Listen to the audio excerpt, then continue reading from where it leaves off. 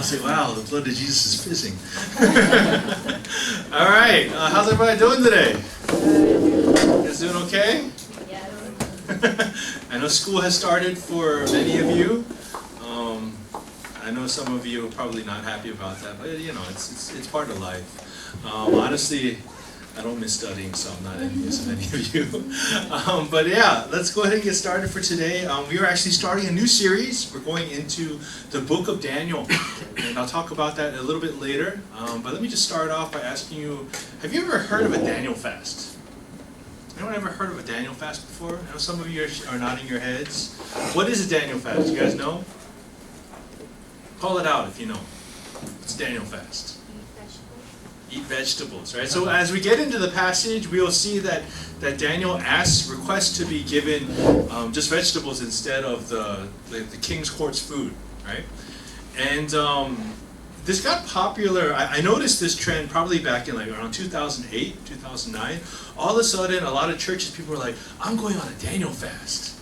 I was like, what is that? And so basically, a Daniel fast is when you choose to only eat like vegetables, fruit, like no meat and stuff like that, and like nothing can be processed, right? I think like there's not supposed to be any sugar added and stuff like that. And like I had a lot of friends that were doing it, and they're like, "Yeah, man, I've been doing a Daniel fast for 4 days." And I was like, "Wait a minute, isn't that just a diet?" like, is that a fast? Like, I don't understand. And then a lot of them would complain because, especially in Korea, buying vegetables and fruit is actually pretty expensive. It actually costs more than to like, I don't know, go to Kimbap Jonggu. So they were complaining that they were actually spending more money while they were on this Daniel fast. And the funny thing is, because like there's no meat, what a lot of people who do the Daniel fast do to kind of get around that is they'll eat a lot of nuts because nuts have protein in it, right? Protein and fat. And so I remember one of my roommates was doing this Daniel fast. He always had this big bag of nuts that he was just like munching on all day. I'm like, dude, that can't be good for you. But regardless, that's what a Daniel fast is. I'm not necessarily a proponent of it because, like I said, it kind of seems more like a diet than anything else. But regardless, I just wanted to share about that as we get into the passage to actually understand where it came from. Okay? So, we're going to read Daniel chapter 1. So open your Bibles with me, or open up your smartphones, or look at the screen above. Okay? Daniel 1, starting with verse 1. In the 3rd year of the reign of Jehoiakim, king of Judah, Nebuchadnezzar, king of Babylon, came to Jerusalem and besieged it. And the Lord delivered Jehoiakim, king of Judah, into his hand, along with some of the articles from the temple of God. These he carried off to the temple of his God in Babylonia, and put in the treasure house of his God. Then the king ordered Ashpenaz, chief of his court officials, to bring into the king's service some of the Israelites from the royal family and the nobility, young men without any physical defect, handsome, showing aptitude for every kind of learning, well-informed, quick to understand, and qualified to serve in the king's palace. He was to teach them the language and literature of the Babylonians. The king assigned them a daily amount of food and wine from the king's table. They were to be trained for 3 years, and after that they were to enter the king's service. Among those who were chosen were some from Judah: Daniel, Hananiah, Mishael, and Azariah. The chief official gave them new names to Daniel. The name Belteshazzar, to Hananiah Shadrach, to Mishael Meshach, and to Azariah Abednego. But Daniel resolved not to defile himself with the royal food and wine, and he asked the chief official for permission not to defile himself this way. Now God had caused the official to show favor and compassion to Daniel. But the official told Daniel, I am afraid of my lord the king, who has assigned your food and drink. Why should he see you looking worse than the other young men your age? The king would then have my head because of you. Daniel then said to the guard, whom the chief official had appointed over Daniel, Hananiah, Mishael, and Azariah, please test your servants for 10 days. Give us nothing but vegetables to eat and water to drink.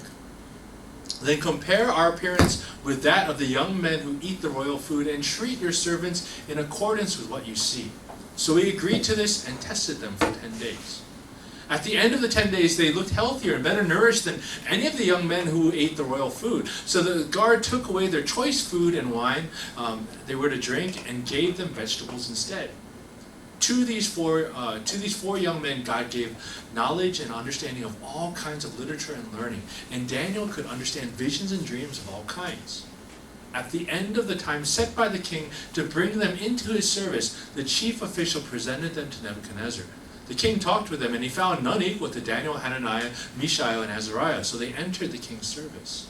In every matter of wisdom and understanding about which the king questioned them, he found them 10 times better than all the magicians and enchanters in his whole kingdom. And Daniel remained there until the first year of King Cyrus. Amen. So again, we have been going through this progression where we started off at the beginning of the year with the book of 1 Corinthians. We went through that, and then we just finished up a series on the story of Joseph. And now we're entering Daniel. Kind of seems like there's no connection, but there actually is a lot of connection that we're starting to see more and more. So I'm actually excited about what God's going to teach us through this book as we go through it over the next few months. Just so you know, this is a very interesting book. It starts off like a normal book of the Bible, and you're like, oh, there's stories, and there's this guy Daniel, there's lions and stuff, cool. And then all of a sudden it gets into these crazy dreams, and you're like, what am I reading? Like, what is going on? I called it half crazy. And basically, for those of you that have been doing our Revelation Bible study, you would know that this goes into the apocalypse genre. Okay, I'll probably talk about this when we get into it. But there was a popular genre during that time that talked about, well, what do you think about when you hear the word apocalypse? Right? What do you think of when you hear that word? Zombie apocalypse. Right? Not zombie apocalypse, but what does apocalypse mean generally in the modern day? Go ahead and call it out. The end of the world. It's the end of the world. Anyway, so when you hear the word apocalypse, you start thinking about end times. And really, this genre back then was all about the end times. There was a popular genre that would describe in detail how the world was going to end. Right? That was the apocalypse. And so they are using this genre in the book of Daniel, and we'll get to it again later. But that's basically what it's going to be foretelling, is how the world will come to an end. But in the beginning, it's not like that. In the beginning, it's this very normal story of how God is working through this man Daniel, and then it gets into this apocalypse. And more interestingly, the book itself, half of it is not written in Hebrew, but it's actually written in Aramaic. So you have different languages that are going throughout the book, but it also helps bring the book together to make you think that, I know a lot of people will look at this book and they'll think, it must have been written by two different authors. But the fact that the Aramaic is in the middle actually shows more unity than it would if it was just all written in the same language. Regardless, this book will cross into a lot of others, and especially as we do continue doing our study in Revelation, you'll see a lot of connections. Okay? So, what is going on in this book? It starts off and it gives us the setting, and the setting is, this was a very difficult time. Israel had been split into two kingdoms. There was a northern kingdom and a southern kingdom. The northern kingdom had already fallen to the Assyrians, right? And so this is the southern kingdom. They were the last stand. They were the ones that were most faithful to the line of David. They were the holy kingdom, and now they have fallen to Babylon. This was a big deal. Their temple, the temple that they were so proud of, had been destroyed. Now, honestly, it's kind of funny because when you think about ancient civilizations, if you were to take the Jewish race and rank them in world rankings on top ancient civilizations of all history, they would be near the bottom, right? You would always have like Greece, Rome, Egypt, all of these like epic civilizations that had so many things, the pyramids, the hanging gardens, all these things. Even the temple would not it doesn't even fall in the list of world wonders, right? It's not part of the 7 world wonders. And yet this is the thing that they were most proud of. But here's the thing. All these other epic ancient civilizations, as cool as they were back then, they don't really mean much anymore. You don't have a Caesar anymore. This guy in a toga walking around is like, "What's up, Caesar? Bow to me." You don't have anything like that. Like, every epic civilization has always passed away. But the interesting thing is, Jews are still around. And not only are they surviving, they are very influential and they are very successful in many things that they do. It's very interesting. This very insignificant civilization has had a very strong hand in all of history. Right? Anyway, I'm going on a tangent here. Regardless, for this particular point in Israelite history, this was one of their darkest moments. Because back then, the way you measured the power of your God was by your own military power. If your nation was conquering people, that meant you had a strong God. But for them to be conquered and for them to be enslaved meant that God had failed them. And the funny thing is, he had even told them, right? Jeremiah had told them before it even happened, you will be exiled, you will be enslaved, and no one listened to him. But this was one of their darkest moments. And if you actually look at how the Hebrew Bible is ordered, it always ends, I believe, on 2 Chronicles. And the reason why is 2 Chronicles ends with the Israelites going back to Jerusalem because they've been given religious freedom by the Persians. This was like the crescendo. This was the moment in Israelite history, like, yes, God actually is for us. And so this is that moment before that. This is the moment where they're like, what happened?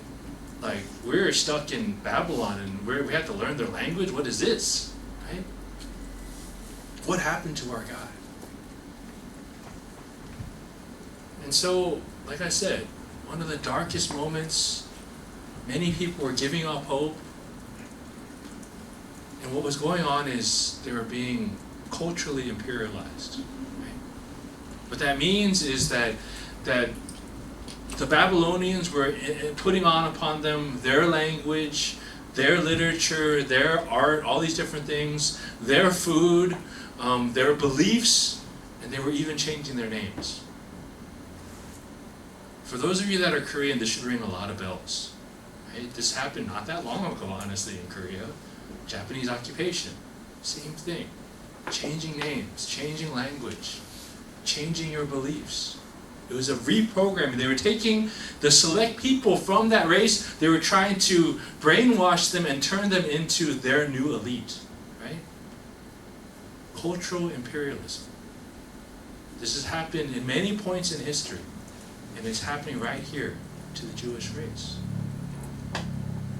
Their culture was in danger of being destroyed because Babylon was pushing theirs upon them.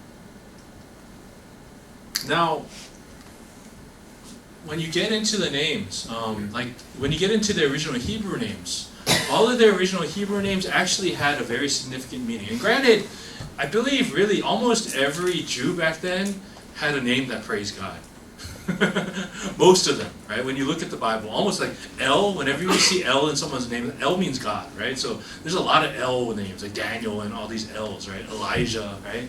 And so Daniel means God is my judge. Hananiah means Yahweh, Jehovah, the personal name for God, has been gracious. Mishael means who is what God is. He's asking this rhetorical question. Azariah, Yahweh has helped.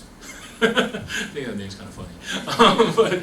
But regardless, they take these names and they change them to names that were similar, but actually were in very different meaning, and often was inserting a pagan god instead. Right? They were corrupting their names. This was the state that they were in. They had been defeated, and the conquerors were trying to transform them into something that they could use. So it was basically a battle between Jerusalem and Babylon. Everything that Jerusalem held dear was being, threatened and in danger, and Babylon was trying to take over. This is really what's going on throughout the book of Daniel. But Daniel takes a stand. In verse 8 he says, he resolved not to defile himself. He took a stand. And so for us, again, the reason why we're going through the book of Daniel is because what I see God is really showing us is that, first off, The time that we're in right now, where there is this cultural imperialism going on, there is this oppression going on, is not that different from the age that we're living in today. Where the cultures, the societies that we're living on are trying to impose themselves upon us as well. And the first lesson we learned from Daniel is he took a stand. He said, no, this is wrong. And what we see from him is that consecration, making ourselves holy, is what is most important. Setting ourselves apart. And the reason why is because God is holy. Right? This is a passage or a theme in Scripture that goes again and again. Be holy as I am holy. God desires us to set ourselves apart just as he is set apart. That's the challenge that we always have. And that's the challenge that Daniel takes. Where he stands up and he says, I'm not going to eat this food anymore. Just give me vegetables. Now, you have to understand why this was important. Jews were very particular about their food. You guys have heard of like kosher and things like that. Like the preparation for Jewish food, it's very meticulous, and it's in the Bible. Right? You look at the Bible and it gives you very detailed instructions. They have to have like this, they have to bless the knife and stuff like that. Like it's a very ritualistic method on cleansing food before it's served. So honestly, if you eat kosher food, it's pretty healthy food. I like kosher hot dogs, by the way. But what's going on is that the interesting thing is when you actually look, because remember, the Israelites were wandering around the desert for 40 years. The fact that God gave them these kosher rules, most likely, if you think about it logically, actually helped them stay healthy. Because they were the foods that were banned. First off, what's the meat that Jews can't eat? You guys should know this. What meat that we love can they not eat? Pork, right? They can't have no samgyeopsal, right? Think about that. Your whole life, no samgyeopsal.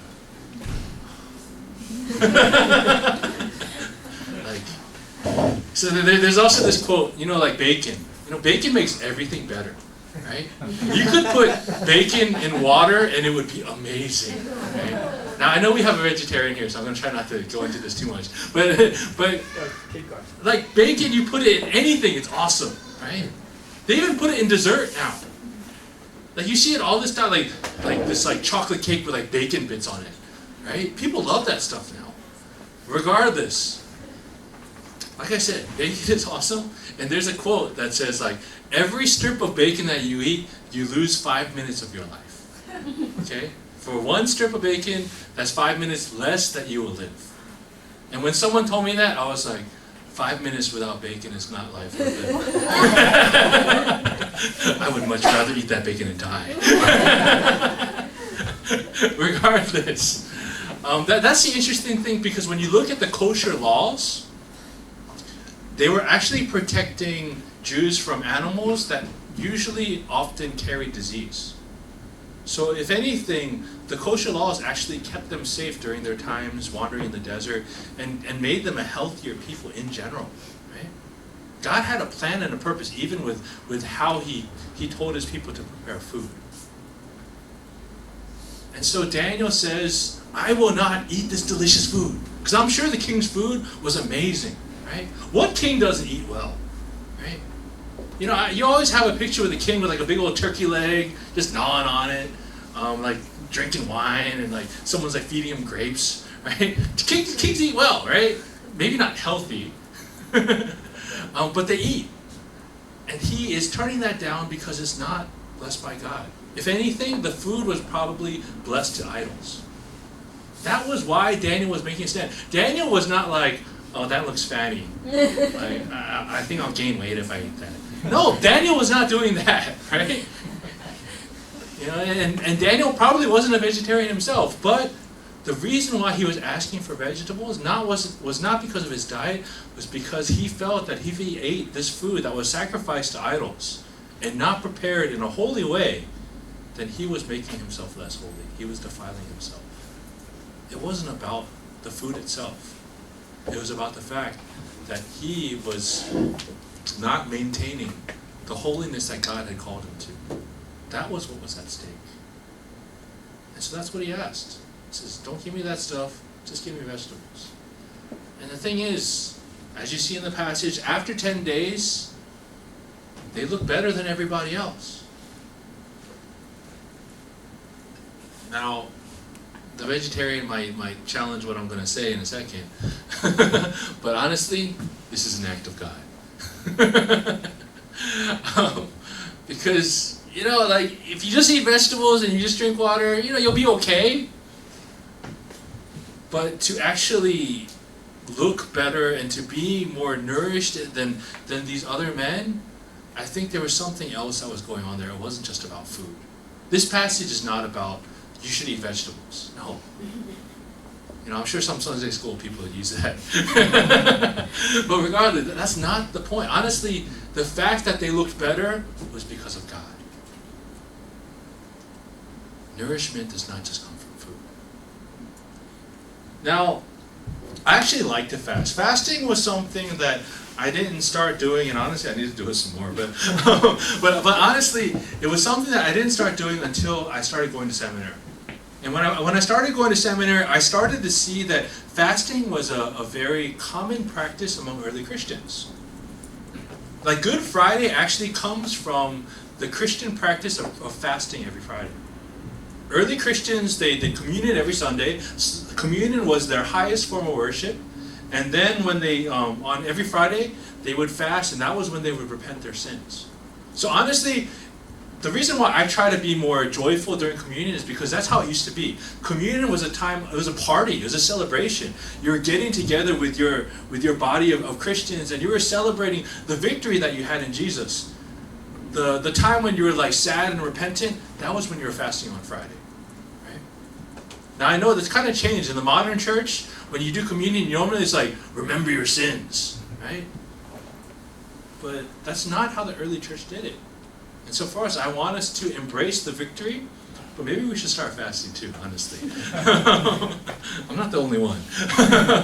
But regardless, one of the things that I learned when I used to fast, and I was doing this while I was studying as a student, right? And so I was really like, I don't know if I can do this, God. And I wasn't doing the straight water fast because that's kind of crazy. I was doing a liquid fast, okay? So I was doing a liquid fast for about a week. And for me, I'm a person that if I miss a meal, I'm angry. And it takes me a long time to get over that, right? I'm like, why didn't I eat? My day's all ruined, right? And so for me, I was expecting that whenever I would fast, it would be a struggle. Now, before I did these long fasts, actually, the first time I started fasting was for Good Friday. So what happened was, when I started working as an engineer, I had a lot of Christian coworkers. And so it happened to be Good Friday. We don't get Good Friday often in America. You get it off in other countries like Malaysia and Singapore, but we don't get it off in America. So I'm working on Good Friday, and I go, I see my coworker, I'm like, hey Robert, what's up? And I was like, hey, let's go to lunch. And he said, no. I'm like, why? He said, oh, I fast every Good Friday. I was like, really? You do that? You're supposed to do that? And so he's like, yeah, I do it every year. So I was like, oh, all right, I'll try that next year. And so that's when I started the first practice of fasting. Come on, I already ate it. You guys caught that. Anyway, next year. So when I actually did it, I was surprised. I was like, I'm normally get grumpy when I miss lunch, but for whatever reason, and the thing is, fasting is not just about not eating. You're supposed to spend that time when you normally eat praying. Right? You're supposed to replace that time that you would eat to spend more intimate time with God. And what I found was fasting often put me in what I call the posture of prayer. That when I was fasting, it was actually much easier to pray. And so I just remember the first time I fasted a whole day, I wasn't hungry. I never had hunger pains. It's very unusual for me.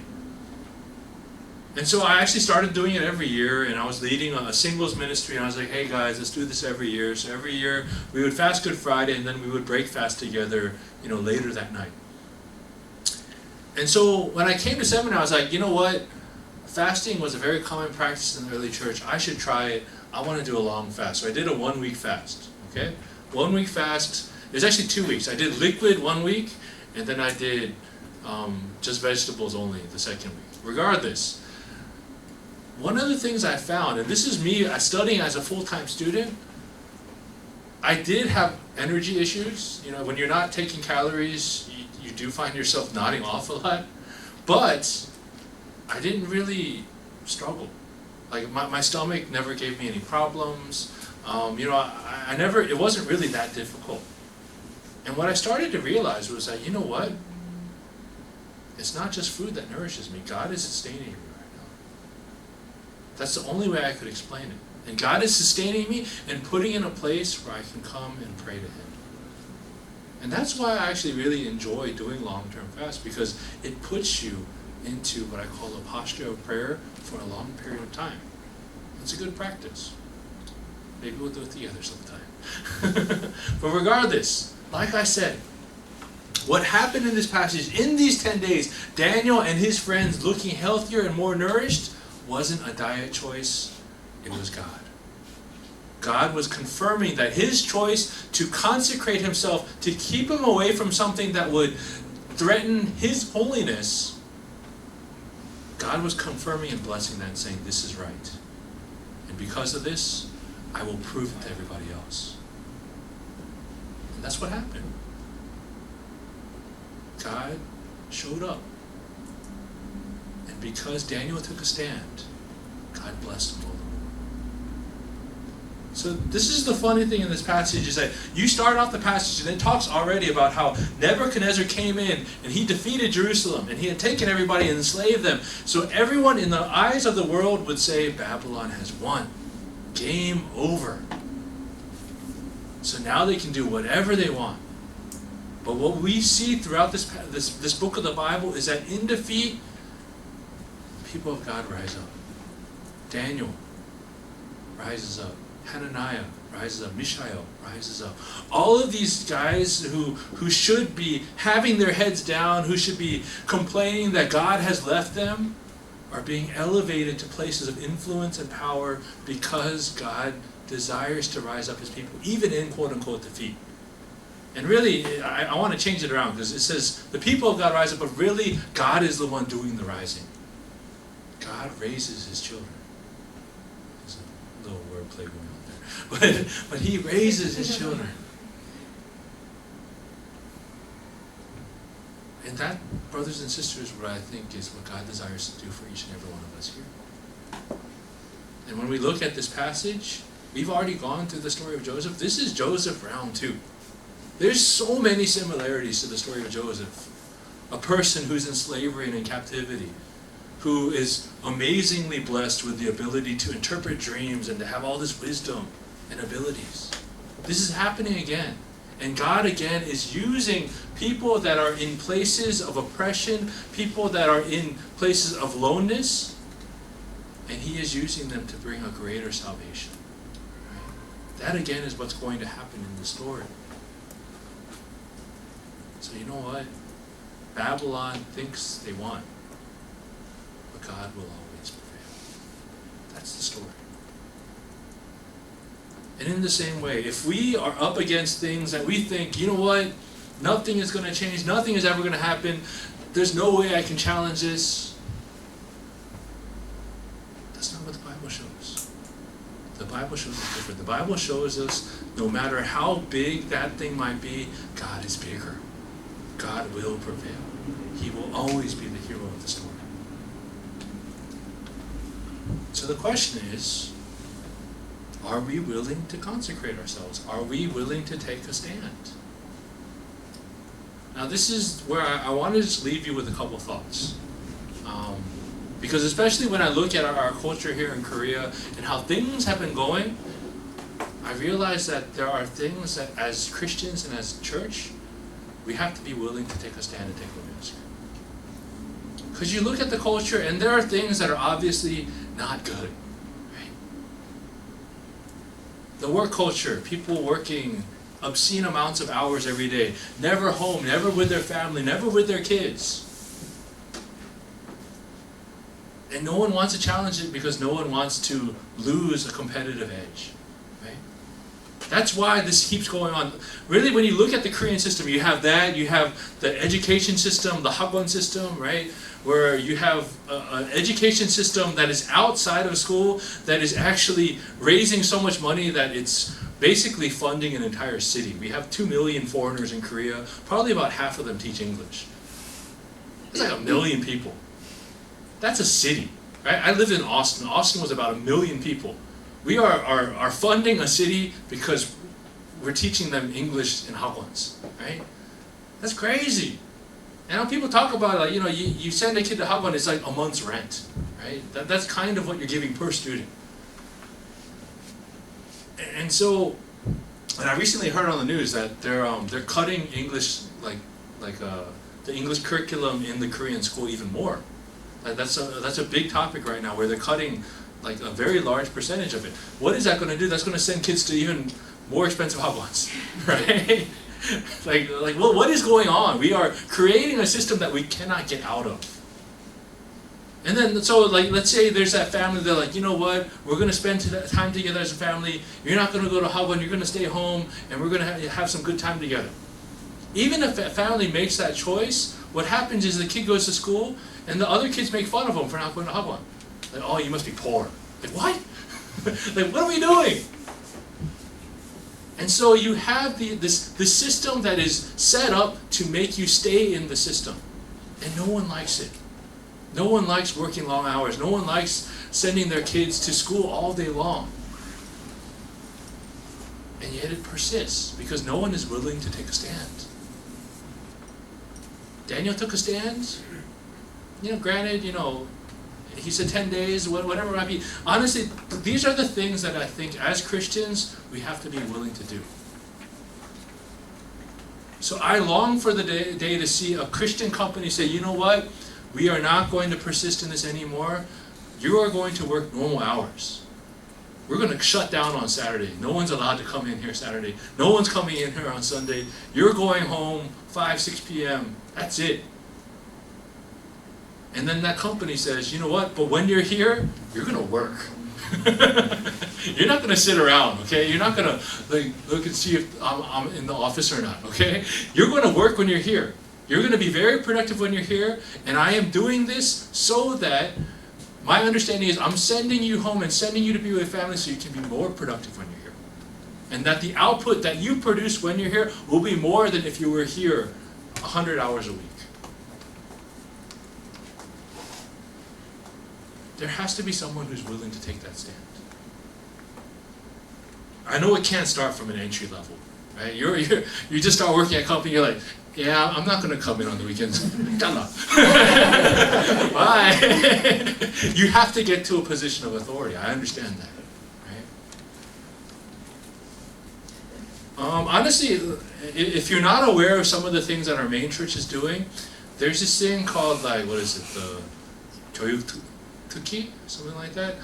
There's a movement in our main church to create either a curriculum or an after-school program here at our main church to replace Hagwons. And so my understanding of the system, I could be wrong because they're still working on it, is that they want it so you send your kids here, I think, either 2 or 3 days out of the week, right after school, and they'll get like Christian-based education, and then those other days they're not here, they're supposed to be at home with the family, right? This is the system our church is trying to create right now, so your kids can still get an education and be competitive, but at the same time not be overworked and to have time with the family, as well as being taught Christian principles. It's a very ambitious program that they're trying to do, but I applaud it because it's a challenge. They're trying to change the culture. And brothers and sisters, are we willing, like Daniel, to take that stand in the things that we have in our place? When we look at the culture that we live in and we look at the things that we don't like, are we willing to say, you know what, I will risk my career, I will risk my company for the sake of doing what is right. To be set apart. Brothers and sisters, that is what being Christian is. If you think being a Christian is just doing what everyone else is doing and just kind of fitting in, that's not the definition of Christianity. If we are being holy as God is holy, no matter what we do, we should look different. We should stick out no matter what. And it's that holiness, it's that setting apart that actually reveals God to others. So brothers and sisters, are we willing to take that stand? Knowing that even in the book of Daniel, when he took that stand, it wasn't him who did it. God did it. God sustained those people. God made them even more healthier. So that's the thing, is when we take that risk, it is a risk, but at the end, God will do it for us. That is our hope. That is the truth that we know. So take this to heart. We're going to close now and take some time to pray into this. And then we'll go ahead and wrap up for today. So let's take a moment to just pray and just pray for God to reveal to us how He is challenging us. What are the areas in our lives that God really wants us to seek to be holy, rather than just doing what is expected, rather than doing what is just accepted by everyone else. Like Daniel, when he said, I will no longer defile myself with this food and drink. What are the areas in our life where God is asking us, can you take that stand? Are you willing to say, I will not defile myself with this and this and this? Whatever it might be. May God convict you right now. May God give you the strength and courage to act upon that conviction. Let's take some time to pray into it.